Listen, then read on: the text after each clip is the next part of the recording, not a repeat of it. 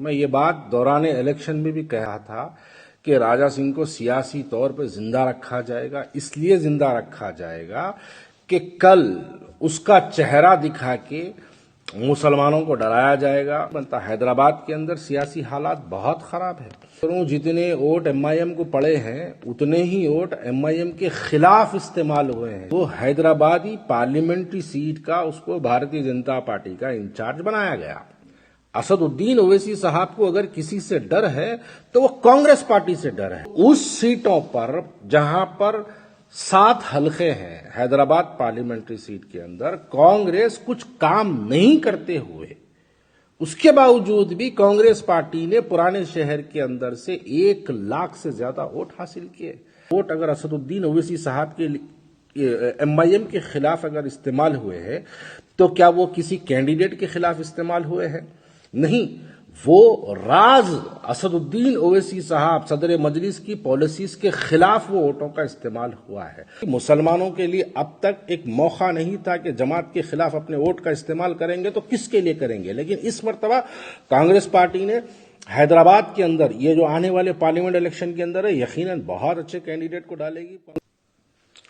मोहतरम हजरात, मैं शुरू से ये बात कहते आ रहा हूं कि असदुद्दीन ओवैसी साहब मलून राजा सिंह को सियासी तौर पे क्यों जिंदा रखते हैं और इलेक्शन में उसके खिलाफ अपना कैंडिडेट नहीं डालते हैं और उसको जीतने का राह बनाते हैं, जीतने की वाबस्तगी उसको बनाते हैं। मैं ये बात दौरान इलेक्शन में भी कह रहा था कि राजा सिंह को सियासी तौर पर जिंदा रखा जाएगा। इसलिए जिंदा रखा जाएगा कि कल उसका चेहरा दिखा के मुसलमानों को डराया जाएगा, मुसलमानों को ये बताया जाएगा। अब देखिएगा आप, मैं आज ही जो है फेसबुक पे कहीं स्क्रोलिंग देख रहा था, ये मलून को हैदराबादी पार्लियामेंट्री सीट का उसको भारतीय जनता पार्टी का इंचार्ज बनाया गया।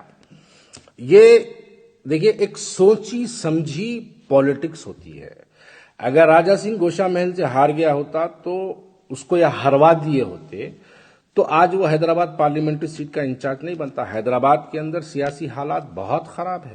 हैदराबाद के अंदर मैं अगर वाज़े तौर पर इस्तेमाल करूं, जितने वोट एमआईएम को पड़े हैं उतने ही वोट एमआईएम के खिलाफ इस्तेमाल हुए हैं शहर हैदराबाद के अंदर। ये बात जिसको थोड़ी बहुत सियासी समझ है वो बात को समझ सकता है। जितने वोट एमआईएम को हैदराबाद में पड़े हैं उतने ही वोट एमआईएम के खिलाफ में भी इस्तेमाल हुए हैं। देखिए, पुराने शहर में कांग्रेस पार्टी का क्या वजूद रहा, इस मर्तबा पुराने शहर में क्या रहा?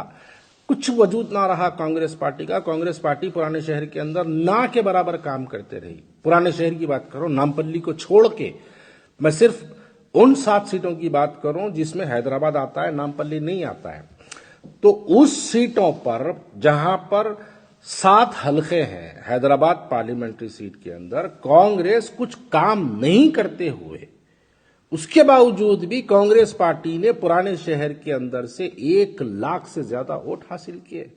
आप बताइए, अब आने वाले पार्लियामेंट इलेक्शन के अंदर अब तो कांग्रेस पार्टी पावर में है।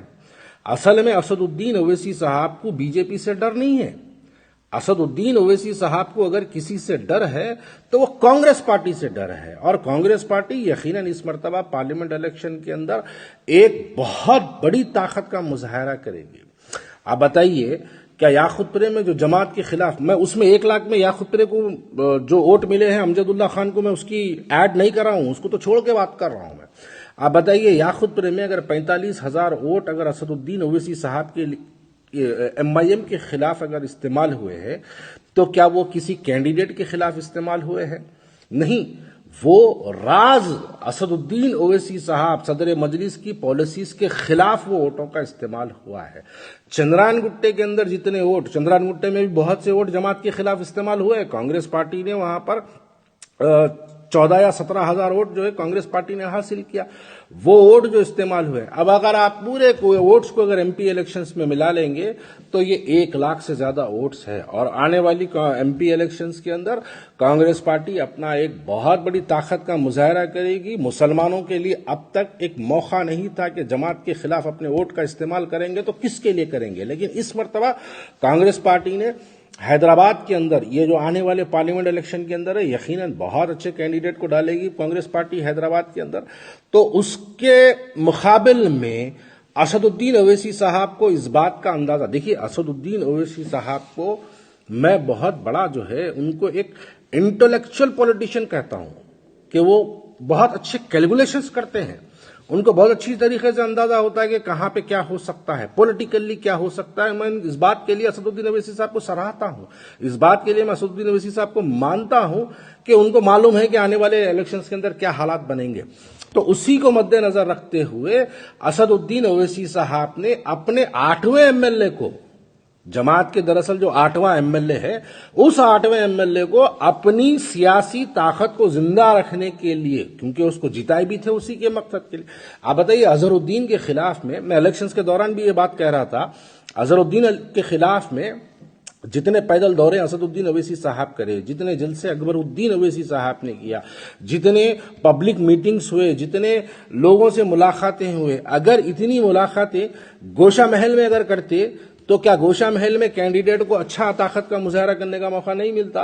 यकीनन मिलता, लेकिन उसके खिलाफ नहीं करते। देखिए, मैं जब भी कह रहा था, आज फिर ये बात को याद दिला रहा हूं, असदुद्दीन ओवैसी साहब को राजा सिंह को हराना जरूरी नहीं था, असदुद्दीन ओवैसी साहब को अजहरुद्दीन को हराना जरूरी था। असदुद्दीन ओवैसी साहब को राजा सिंह को हराना जरूरी नहीं था, लेकिन असदुद्दीन ओवैसी साहब को फिरोज खान को हराना जरूरी था। आप बताइए, फिरोज खान के लिए कितनी मेहनत हुई। दोपहर, सुबह में पैदल दौरे, दोपहर में पैदल दौरे, रातों में बारिश में भी जलसे, ये हालात के जो है जलसे हुए हैं। तो अब यकीनन आने वाले पार्लियामेंट इलेक्शन के अंदर असदुद्दीन ओवैसी साहब ये मलून का चेहरा दिखा के मुसलमानों को जो है डराने का काम अब शुरू करेंगे। अब बताएंगे, देखो मुसलमानों, अब लोगों के अंदर जो है गश्त बातें शुरू होगी।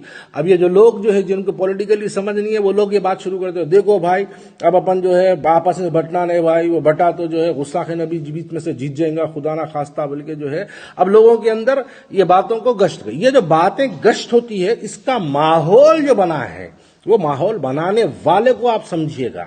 ये माहौल बनाने वाले का नाम असदुद्दीन ओवैसी है। गोशा महल से उसको हराना आप नहीं हराए, अब उसको सियासी तौर पे उसको जो है लाके हैदराबाद का जो है इंचार्ज बना के जो है मुसलमानों को डराने का काम असदुद्दीन ओवैसी, मुबारकबाद है उसके लिए आपको कि आप उसको जिताए थे इस वास्ते कि तू जीत के आ, कल बुरे वक्त में तू मेरा साथ दे, और अब दे रहा, वो ईमानदारी से पूरा साथ दे रहा। अब देखिए आते आते अब फिरका पराना बयानात शुरू हो जाएंगे उसके, अब वो उसके आते आते ओवैसी साहब के खिलाफ में दबा के उन्हें तकरीरा करेंगे, दबा के बोलेंगे, और हमारे जज्बाती मुसलमान बोलेंगे ना भाई इस मर्तबा नो कॉम्प्रोमाइज, असद साहब को वोट डालना, नहीं डाले तो जो है वो मलून जीत जाता, वो बीजेपी जीत जाती है। अब ये बातें शुरू होने वाले रहते हैं, अब ये आने वाले दिनों में ये होने वाला है। अब जैसे ही ये शुरू होता, असदुद्दीन ओवैसी साहब यही मकसद से राजा सिंह के खिलाफ कैंडिडेट नहीं डाले थे, क्योंकि उसको जिंदा रखना था सियासी तौर पे। अब यही मकसद के लिए बीजेपी उसको इंचार्ज बना के डाली। तो ये बात से आपको और हमको समझने की जरूरत है कि जहां जहां उत्तर प्रदेश में जाके बीजेपी को मदद करके बीजेपी को जिता के आए, जहां बीजेपी के हालात बुरे थे, वहां पर बीजेपी की ताकत देख के आए असदुद्दीन ओवैसी साहब। आज जब हैदराबाद के बुरे हालात हो गए, तो बीजेपी इनकी मदद के लिए ये मलून को हैदराबाद से डाली है। तो ये बात मुसलमान समझता है। यकीनन अब तक हैदराबाद के मुसलमान के पास कोई पॉलिटिकली उनके पास ऑप्शन नहीं था कि वो अगर अपना वोट का इस्तेमाल करेंगे तो किसके लिए करेंगे, लेकिन इस मर्तबा हैदराबाद के मुसलमान सियासी तौर पे बहुत ज्यादा शऊर वाला हो चुका है। अब वो सियासी तौर, वो जमाना चले गया, जीप में ठहर के हाथ बताए तो जीतने का जमाना चले गया। अब मुसलमान अपने वोट का इस्तेमाल करेंगे हैदराबाद के अंदर, तो सोच समझ के देखिए। हैदराबाद के पिछले जो पार्लियामेंट इलेक्शन हुए, आप पिछले पार्लियामेंट असेंबली इलेक्शंस जो हुए, आप असेंबली इलेक्शंस को उठा के देखिएगा, पोलिंग परसेंटेज इतना कम क्यों हुआ? जमात के खिलाफ लोगों ने अपने वोटों का इस्तेमाल क्यों किया?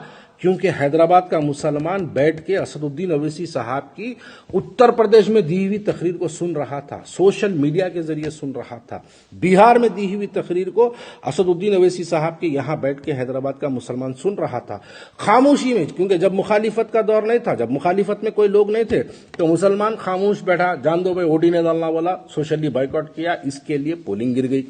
लेकिन जहां पर मुखालिफत थी वहां पर अपने वोटों का जमात के खिलाफ भरपूर इस्तेमाल किया गया। वो जो इस्तेमाल हुआ वहां पे मुसलमानों के जो है समझ में आया कि आज हमारे पास, जमात को भी ये बात समझ में आ गई कि आज हमारे पास एक ऑप्शन है, अपोजिशन में एक ऑप्शन है, ये लोग निकले। अब यहां से असेंबली इलेक्शंस के बाद से आप देख रहे हैं गली गली पैदल दौरे कर रहे हैं।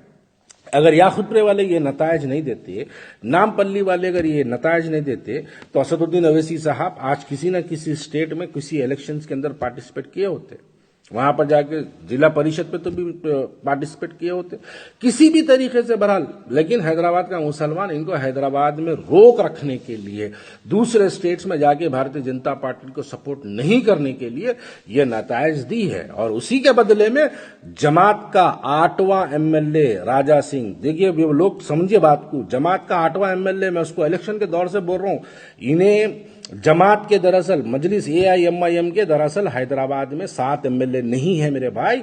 हैदराबाद के अंदर अगर MIM के एमएलए कितने हैं मुझसे सवाल करेंगे तो मैं कहूंगा 8 एमएलए से, और 8वें एमएलए का नाम राजा सिंह है, जो इनके बुरे हालात में इनकी मदद के लिए आ जाता, और इनके उसके बुरे हालात के लिए हेलीकॉप्टर से कोई भी स्टेट को जाते हैं उसकी मदद करने के लिए।